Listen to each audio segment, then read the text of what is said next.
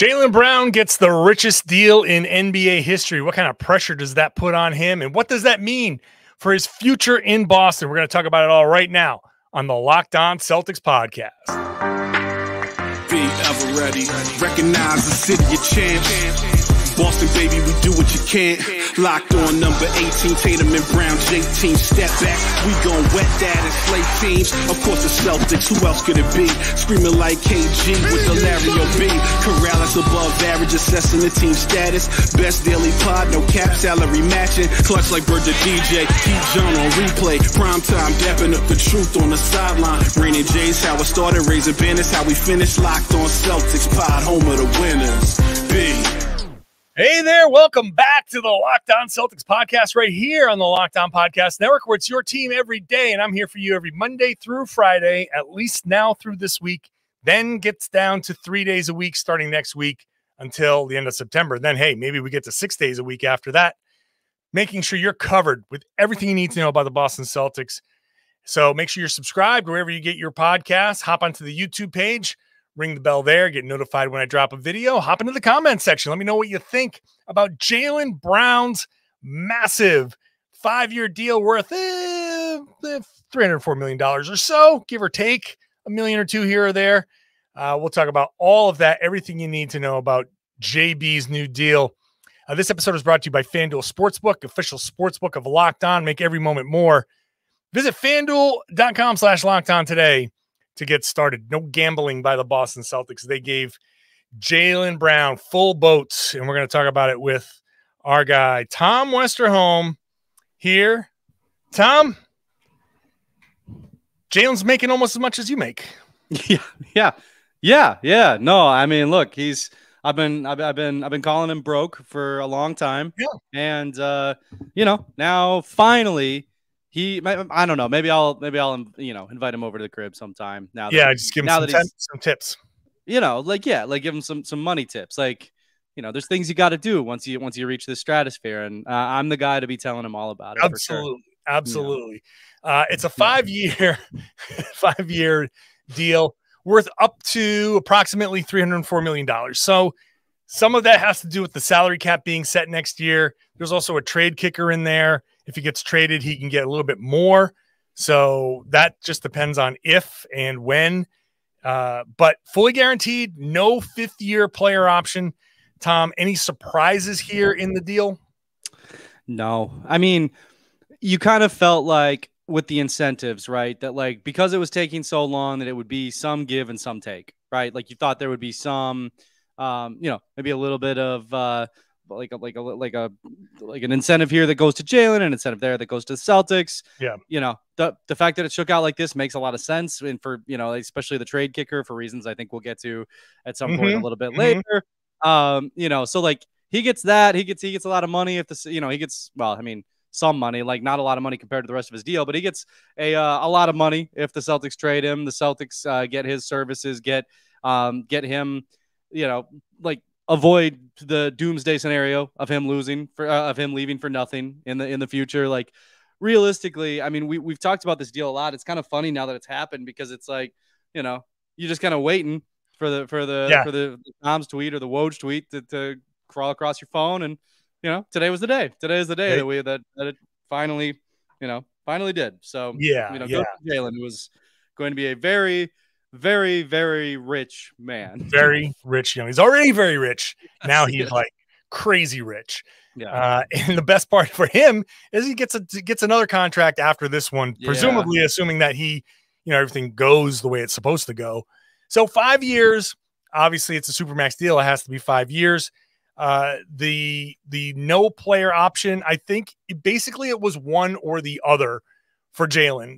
That I think the player option and trade kicker is reserved for somebody like Jayson Tatum. And that's sorry that, I feel like that it almost comes off as disrespectful to some people that I'm saying you get 35% of the cap and either the player option or the trade kicker. You don't get both. People can be like, oh, what do you mean? He doesn't get both. He should get both. He's at that same level. Whoa. Just that's reserved for the number one guy. Sorry, Jaylen's not the number one guy. He's going to have to be, he still has room to grow.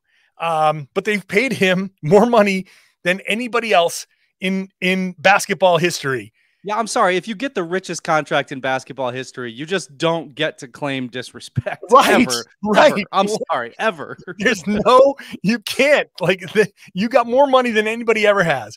But also, we should. I know that one of the reactions coming out of this is Jaylen Brown. Do you think Jaylen Brown's supposed to be the richest basketball player ever? And then, Michael Jordan and LeBron. No. Timing is everything, right? Mm-hmm. This is just the NBA has never brought in as much money as it has. The salary cap has never been as high as it is. And the rules are you achieve certain things, which Jaylen has, you're eligible for 35% of the cap. And congratulations to Jaylen Brown. Amazing timing, amazing luck to have met all of the requirements in 2023 when there's more money to be made than anybody. It's still the same percentage that other players have gotten. He hasn't gotten a bigger percentage than other Supermax deals. It just so happens that the salary cap is higher now. So LeBron's contract, Jokic's contract, KD's contract, all of that stuff, they're all making the same percentage. It's just Jaylen has 35% of $170 million in the cap. That's just congratulations. The timing has worked out completely in your favor. Next year, Jayson Tatum and other players are going to get the richest deal in NBA history. And Jaylen, by year 3 or 4 of his deal, will just drop all the way back down to 15th through 20th, somewhere in that range, kind of where he belongs for a potential all NBA level player. Yep. So for people who are sitting there screaming about how much money he's making and, he doesn't deserve to be in this rank, just stop it. Okay. This is just how it works. This is just how the timing works. Let the market kind of set. This is kind of like he's the first one in. Yeah. So let all the other people come in, and then you can say, oh, okay, now we get a whole sense of where everybody is historically. So it's great for him. It's great for his agent, Jason Glushon. Congratulations. Yeah. You get to be the agent that says I've negotiated the biggest deal in NBA history for for a year. And that's great. Good for him. But I don't want people to flip out at the number. That's just his cut, and there just happens to be a bigger pool of money. Yeah, I mean, congrats to Jaylen for getting a percentage of the salary cap. Congrats to Glushon for getting a percent of that contract. That's that's right. Pretty good, fellas. I mean, you talk about amazing luck, amazing timing, all that stuff, and it's also amazing job, amazing position to be in. Like Jaylen has been on a winning team since he came into the league. Right. If Jaylen was on a losing team, I don't know that he gets this contract. I don't think he does. If his team wasn't good, then there would be well, we're not going to pay this guy. We're not good enough to pay this guy. We're not good enough to be, even if Jaylen had the same numbers on a losing team, right? I don't think that team is going to shell out this much money for a guy that's, a loser. It's on a losing team. Right. And Jaylen's not that, right? Jaylen has been to the playoffs, every year. He's been to the conference finals, 4 out of 6 times now. He's played in a lot of big playoff games like this. He made himself so indispensable to the Celtics, some by luck, some by timing, some by that, but also by positioning and by talent and by playing really well and by putting his team in a position to win and all this stuff. He's I mean, he's not. I think there is a reason, disrespect or not, there is a reason why he doesn't get every single thing he asks for immediately. Why there is a bit of a negotiation. There's a reason for that. But there's also a reason that he got this money, and it's not just luck. And I know that's not what you were saying, but it's not just luck and time, and it's also how good he is, and how good the Celtics have been during his tenure. That stuff matters, and that's why you get $300 million. Right. You got to have everything, man. People don't understand. You can't just be good You got to be good. You got to be lucky. You got to have the right teammates. You got to have the right situation. You got to have a lot of things go right for you. And that's okay. It's okay to say that, man. It's okay to say Jaylen Brown, Jayson Tatum is getting lucky as well because he's born at this time and he gets to, he gets to opt out of his deal before the new TV money comes in, right? Like he gets to do whatever. Like he has been blessed by, the basketball gods to have this NBA, this situation, these teammates. Jaylen Brown has been great. He deserves to get what he got. He has been lucky because of the timing. He has been lucky because of the teammates and the draft where he was drafted. But he's also worked very hard to get to this point. Now the question is, when you start making $50 million a year and working your way up to 65 by the end of the contract or more, depending on how things go, what does that do to you? What does that do to your head? What does that do to the pressure internally and externally? That's all going to be part of the conversation when we return. First, today's show is brought to you by FanDuel Sportsbook, the #1 sportsbook in America and the official sportsbook here of the Locked On Podcast Network and the Locked On Celtics podcast. With no NBA, hey, let's take a swing at betting on the MLB. FanDuel can get you 10 times your first bet in bonus bets up to $200. If you just bet $20, you'll land $200 in bonus bets, win or lose. So just put $20 on something, MLB, you'll get $200 in bonus bets. So you can spend that on anything, betting on the money line, over under. Who do you think is going to hit the first home run? It's all there on the FanDuel app. It's a safe app, secure app, super easy to use.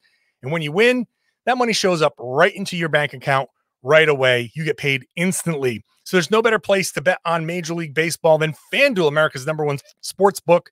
Sign up today. Visit FanDuel.com/lockedon to get up to $200 in bonus bets. That's FanDuel.com/lockedon. FanDuel is an official partner of Major League Baseball. We just ask you, if you're going to bet, please gamble responsibly.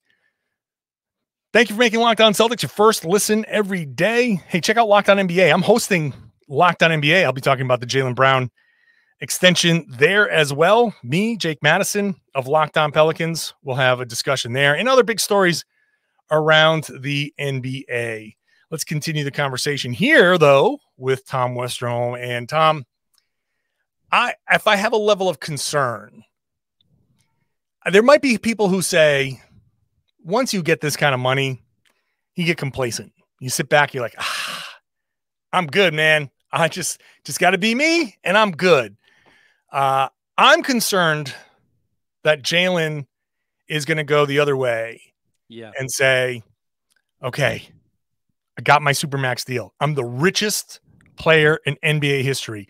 All of the noise on the outside is, does Jaylen deserve this amount of money? Should Jaylen Brown really be the guy to make $50 million a year? Like blah, blah, blah, blah, blah, blah, blah, blah, blah. Sports talk radio, claptrap, blah, blah, blah. He, I think, is a little more susceptible to, oh yeah? Well, let me show you. And I'm afraid, if anything, because I've seen Jaylen Brown try to do too much, that Jaylen's going to come out and kind of be in his own head and say, I am going to show everybody why the Celtics made me the highest paid player. I'm the highest paid player on this team. I'm the highest paid player in the league. I got to start playing like that. So everybody get out of my way. JB's coming to town. And that, I think, is a recipe, not for disaster, but potentially for the same types of mistakes that we've seen him make. We've talked a lot about, hey, Jaylen needs to take a step, just like a half step back and understand, like, just do a little bit less and you'll end up actually doing more. I'm afraid he's going to start trying to do too much and he's going to come out and November might be like rocky for him. Look, I think it's a valid, right? I think there's a few concerns for him, like going forward here, right? I mean, like that's one for sure. I think, like the playoffs You know, like if you're like, there are, I think there are ways to look at this deal that are a little more nuanced, right? Than like, this is stupid. Jaylen shouldn't have gotten this much money. Like, there's a lot more nuance to it than that. Certainly, there's like critiques of Jaylen's game that I think are fair, and like, you know, one of them is the tendency to do a little too much. I think another one is just like, why does he struggle so much to dribble around Jimmy Butler? Like, that needs to get ironed out, man. Like, that needs to change. Like, and it's not just Jimmy Butler, right? He struggled against the Warriors with the same thing. Like, you know, when defenses start to ratchet up and they start to like really, you know, put the clamps on and really like be aggressive, like that's got to be something that improves for him. You know, I think that's it though, right? It's like you can't really sign a perfect contract, right? Like you can't. There's always going to be concerns. Yeah, I think yours is one of them. I don't really like. It's just one of those things we're gonna have to see. Like, I don't really have a response to it because it's like, yeah, no, I think that's valid. Like, I could easily see Jaylen come out the gate, and like, you know, what makes him so valuable is that he's the second best player on the Celtics, right? Like, your second best player is this good. That's really, really valuable. That's probably worth $300 million. It's a little less valuable if your second best player on the Celtics thinks he's the first best player and like thinks that he needs to play, maybe more to the point, thinks that he needs to play like the first best player, or thinks that he needs to add a bunch of stuff that the first best player can do.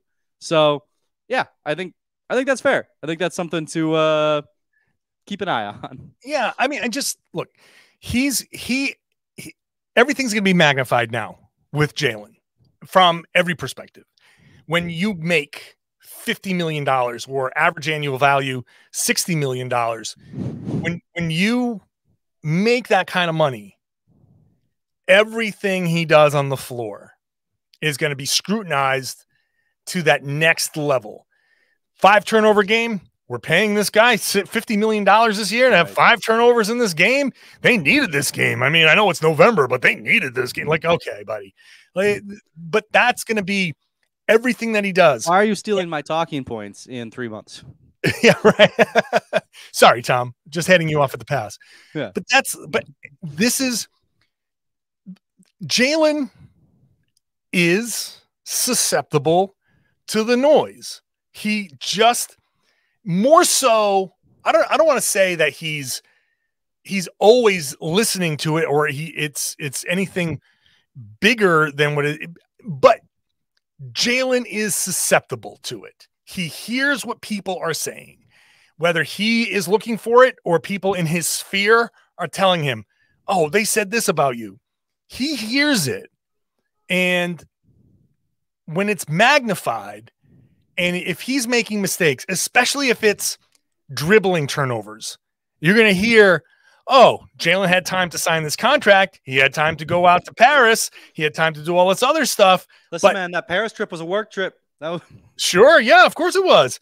But, you know, people are going to be like, what, was he dribbling a ball at any point in this? Like, that's going to be what you hear. Right. And it's unfair in some regards, but also in professional sports, when you're the highest paid player, when you get a historic contract like this, get ready for the microscope. You better be ready for the microscope. And that's where I do have that concern, because we've seen Jaylen get into his own head. He has admitted to getting into his own head on the floor. You can see whenever he gets cut back door, it's like, oh, okay, somebody go, you know, snap Jaylen back into reality here. He can be one of the keys to a championship team. He can be. He's an incredibly good player. He's an extraordinarily good player. He's an all-NBA player, right? He's top 20, 25, 30 in the league. Like, it's a 400-player league now.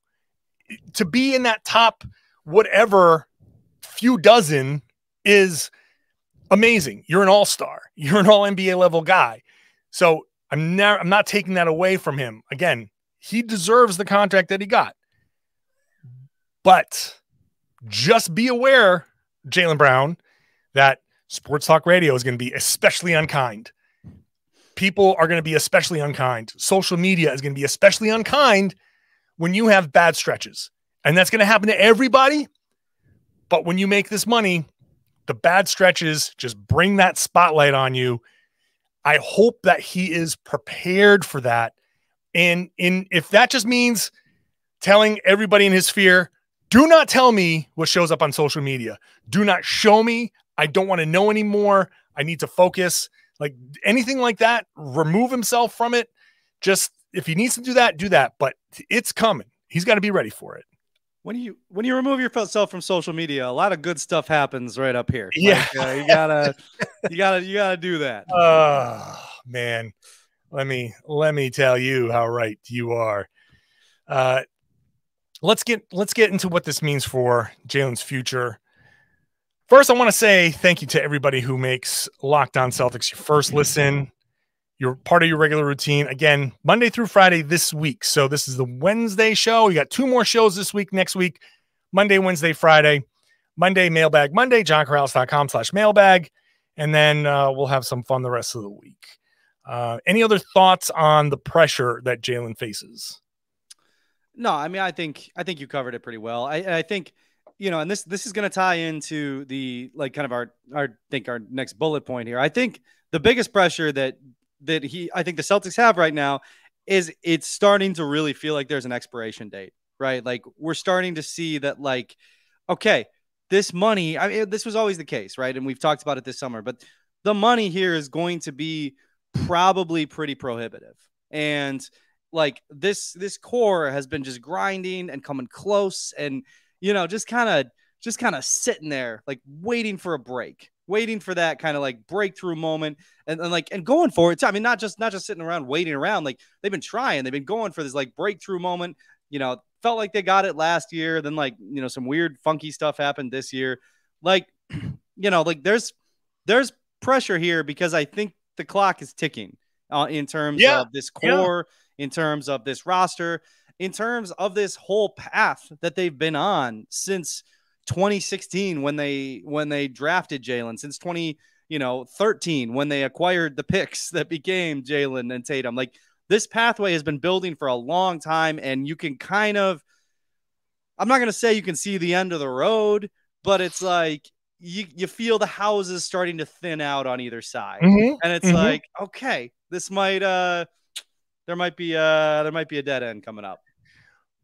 There's no doubt about it. The new collective bargaining agreement makes this an unsustainable roster. It just does. And, this is a happy day for Jaylen Brown. This is a good day for the Boston Celtics. You've kept one of your star players, right? You've kept one of your most important pieces. This is an important thing. Any team in this situation would have done that. They should do it. This is exactly the move that they needed to make. But unfortunately, this isn't under the old collective bargaining agreement. We don't even have this bullet point. I don't think we have this other than to say, well, let's see how long the Celtics want to really pay that tax. And that would be it. But we're not just getting into repeater tax territory here. We're getting into second apron territory here. Next season, this season, Jaylen, remember, is still on his old deal. He's got 1 more year on his old deal. But next season, he's starting at about a $50 million salary. So next season, $50 million for him, $35 million for Tatum, $29 million for Kristaps Porzingis. It's $114 million for 3 players if they're going to keep this for another season beyond this one. Then you got 3 more 8-figure players. Brogdon, $22.5 million. Derek White, $19.5 million. Robert Williams, $12.5 million. So that's 6 players, and you're already over the cap. You're already like at that luxury tax. You're getting super expensive. They are, barring moves, like if you just take this roster and flip it forward, they are already over the second apron for next season. They clearly do not want to operate on the second apron. So you can say, all right, no problem. We'll figure out a way. You move Brogdon over the summer and you just don't get anything back. You try to, maybe you flip something else or you make other arrangements, but you can go another season with Jaylen and Kristaps and Jayson Tatum. But then Tatum gets into his first year of his extension. Then you're starting to you're getting really, really expensive. Mm-hmm. So yes, Jaylen Brown. Why did it take till July 25th for this deal to get done? Because I think Jaylen Brown and Jayson understand math. They understand the collective bargaining agreement, and they understand this is what you got to do for your player, get him as much money as possible. But also, I think the fifth-year player option and the trade kicker thing was part of the conversation, because they knew this does increase the odds that Jaylen will get traded at some point during the course of this deal. Yeah. And now, as a result of good work by Jayson, he'll get paid more whenever he gets traded. Right. Whatever, if he ends up in some frozen wasteland and, he's got to play there for the rest of his contract, at least he'll be able to afford the nicest heater that you've ever seen. There you go. I think if you're looking at the Celtics, right, and you're looking at Brad and the way that he's operated, he has been cold and shrewd in ways that you wouldn't have expected, but also would have been at the very top of like a job posting for president of basketball operations, right? Like he's, and I think the other thing that it's going to be interesting to kind of watch is like, if you're trying to project what's going to happen next with the Celtics, I think outside the box, because this is going to get weird. Like at some point, and I don't know how soon it's going to start happening, but I think it's going to start getting really weird, because like the Celtics are going to have to start kind of like, shaving stuff off to be able to afford things. And at some point, they're going to have to decide how much stuff they want to shave off before they have to shave a big thing off. And maybe then if you shave a big thing off, maybe you can get away with shaving off fewer small things. And I think you kind of get what I'm saying here. But like, I think that there's going to be ways to go about this that we don't see coming, right? Because like, I think this new CBA, I think Tim Bontemps had a good story over on ESPN about like, how we've had so many different champions in recent years. We've had something sort of approaching parity in the NBA. Maybe not like perfect parity, but like something a lot closer to it than we've had in the past. And as long as, like that's weird. We haven't had that in a long time. Like the NBA is starting to get a little weirder and a little harder to project. And I think rosters are going to be the same way. And I certainly think this Celtics roster is going to be that way because the Celtics roster wasn't really built for this CBA. It was built for the last one. And it was really well built for the last one. But like, as this new one starts to hit, man, I think like, again, if you're trying to figure out what's going to happen with the Celtics, I mean, one, good luck. And two, get weird with it, because I think that it's going to get weird. It is true. And we just don't know without going through the full season of, oh wait, this came up. Let's see how we can exploit this potential loophole. There's always a loophole somewhere. Somebody is going to figure out how to work this CBA. It's you're a musician. Somebody just hands you a new instrument and you're like, oh, okay, let me see this. So it's got strings. Okay, I kind of know what to do with strings. I kind of know what to do with this. Do you want to pluck it? Do I need a bow? How am I going to play this thing? The more you play with it, the more you're like, oh, well, that was an interesting sound. Let's try to make something with that. The more you make your deals, the more you make your moves, somebody's going to be like, oh, wait a minute. I didn't realize we could do this. So who knows how the net effect of all of this is actually going to play out. We can pretend to know, we can try to project, but I've been in this business long enough to know, Tom, every time I've tried to project, Brad or somebody in that front office does like three other things that that make me go, oh, damn. Oh, okay. I never even thought about that. And they probably like, yeah, we had this in the plan the whole time. Like, why couldn't you figure this out? But because I have a podcast and you're in the front office of an NBA team, right? You got, because after every game, you don't have to sit down and write for 3 hours. You can just go home and think about it. Like, you have super geniuses like Mike Zarin kind of like going through everything. Like, I don't have a law degree. I don't, even if my brain just doesn't work right like theirs does. And so, yeah, it's tough. We get to be a little bit emotional about stuff. We get to be a little attached or detached from things, but they know. Like, I think people forget that Brad Stevens started out like in pharmaceutical sales at Eli Lilly.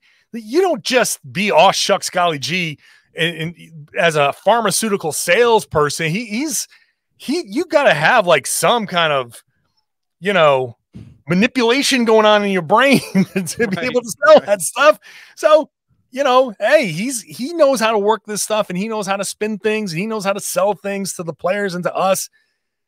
That's all to say that this deal, aside from saying, hey, I am, as for Celtics fans, I'm happy that Celtics fans get to see Jaylen Brown be part of this team. He's a good enough player that he deserves to be paid extraordinarily well. He is an important part of this team, and I do believe that he can be a piece of a championship core. And on top of that, giving Jaylen Brown $300 million after taxes, or whatever it is, some amount of that money is going to go into the Boston communities, and he is going to make Boston a slightly better city by getting this money. Like, that is an important thing. I know I'm saying it at 31 minutes into the podcast, but I am saying this is a very good day for the Boston Celtics and a very good day for the city of Boston, because Jaylen now has more to give, and he has said that he wants to give.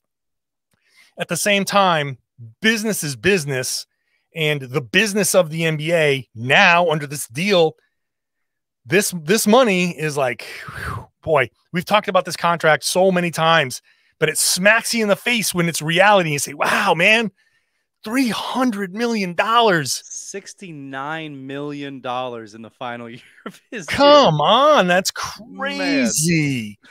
That's an incredible amount. I mean, I didn't even think the salary cap in like the 80s, that's probably like $15 million more than the salary cap for the entire like 86 Celtics. So yeah, that's, I mean, it is what it is. That's what today is. That's what those guys played for, to get these guys. Imagine what the NBA can be like in 20 years from now. Yeah. Guys will be getting paid $300 million a year. I mean, especially if Saudi Arabia gets involved and starts like throwing money around at players. That would ask the Premier League how that's going. Right. Yeah, I mean, I wrote about this today on Boston.com because I thought it was kind of interesting. I mean, like, it's just, what we do, like what Mike Zarin does is create good basketball teams. What we do is see through lines and create little narratives. Like, that's why everybody gets annoyed with us, because we do narratives. But like, I thought it was kind of funny. I went back, right? Like, the first guy who's listed on Wikipedia as like the highest paid player is this dude. I think it was Joe Fulks was his name. He made $8,000 a year, which was like $91,000 in today's money, right? He died in 1976 at a time when Kareem Abdul-Jabbar was making the most money, right? Like, Kareem set the scoring record. You move ahead to the guy who broke his Kareem at the time was making $650,000. Yeah. You move ahead to the guy who broke his scoring record some 50 years later. LeBron is making $44 million. Yes. Like, just like the jump in money is crazy. And then you look at how little time passes between LeBron making $44 million and Jaylen signing a deal that's going to pay him in the 60s every single year, and will pay him a very nice $69 million in the final year of his deal. Like, very impressive. Like, and very weird to just watch the acceleration of everything. I mean, certainly some of this, right, is like, the basketball related income has just spiked, like gambling revenue, all that stuff is really high. But yeah, man, it's just, it's crazy how the numbers have just, especially in the last few years. Yeah. All right. I pulled up the history of the salary cap. Boy, I was way off about 1986. You know what the salary cap was in 1986? Hit me. Just under $5 million. Like, that's taxpayer mid-level exception. Yeah. Yeah. Wow. You have to get to, wow. This is wild. You have to get to, and no wonder people freaked out about KG's contract, huh? That was not far after that. So in 2014, the salary cap was $63 million. Man, right? So Jaylen's Jaylen alone last year contract is most comparable to the 2015, 8 years ago, 2015 salary cap of $70 million. 2015. So now the Cavs went way over. They were at $107 million payroll. Kobe was making $25 million, but so it's not that long ago. Yeah. I mean, then it went from 70 to 94 to 99 to 101 to 109. I mean, this is the jump from 21 to 22 was 11 million, then 13 million to this past season, and now it's jumping again. It's the numbers are just outrageous. So just exponential growth. That's why Jaylen Brown's making so much money. This is why. So when you compare it to, as I've been saying, the 35% of the cap that's been out there, it's just that the cap is so high now compared to what it used to be. Mm-hmm. So again, congratulations to Jaylen Brown for being eligible for this contract at this particular time. This is what you get, man. That's great. Think about with the new TV money, what guys are going to be making. What Jaylen makes in his final year, that's going to be the starting point in some of these new deals. Think about what Victor Wembanyama's second contract is going to look like. Yeah. Okay. I am thinking about it. And on that note, I'm going to go get my son outside again. We're going to get some shots up. Yeah, get him going. Get some shots up. All right, Tom, appreciate it. I hope three-pointers still matter in about 11 years. Yeah. By then it's going to be the 5-pointer. So perfect. Get him going from like 50 feet. Yeah. All right, man. Appreciate you. All right, Tom. Great talking to Tom as usual. Man, it's crazy. I mean, we're getting to a point now where role players in this new cap make more than the stars used to make, and not that long ago. So wild times, but congrats to Jaylen Brown. We're going to talk about much more. And then obviously this is the Wednesday show. So you got Thursday, Friday show this week, 3 days a week next week for about 6 weeks or so. Then we go back to the 5-day-a-week grind. 6 days a week sometimes, depending on games. Going to be plenty of podcasting. So make sure you're subscribed to the Locked On Celtics podcast. If you're new, welcome aboard. Thank you so much for sampling and for subscribing. You everydayers, you Monday through Friday, folks. Love you to death. I love the fact that you're making the show part of your daily routine. Would love it if you hopped onto the YouTube page and shared the podcast, especially tell your friends, tell everybody that they should be listening to and watching the Locked On Celtics podcast right here on the Locked On Podcast Network. It's your team every day.